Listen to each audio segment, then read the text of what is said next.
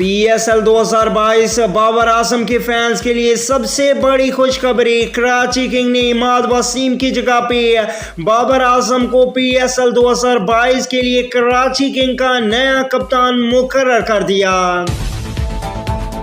PSL 2022 के मैदान से एक और सबसे बड़ी खुशखबरी। लाहौर कलंदर ने एक तगड़ा कप्तान ढूंढ लिया है। सुहेल अख्तर की जगह पे PSL 2022 में लाहौर कलंदर की कप्तानी करेंगे शहीन शाह आफरीदी। PSL 2022 के लिए हसन अली ने इस्लामाबाद यूनाइटेड को खैरबाद कह दी। एक बार फिर हसन अली पेशावर ज़ल्मी की नुमाइंदगी करेंगे। PSL 2022 की सबसे बड़ी खबर। शाहिद खान अफरीदी बूम अफरीदी ने मुल्तान सुल्तान को खैरबाद कह दी। शाहिद अफरीदी का कहना है कि वो इस साल आखिरी बार PSL खेल रहे हैं और वो क्वेटा ग्लैडिएटर में शामिल हो गए हैं।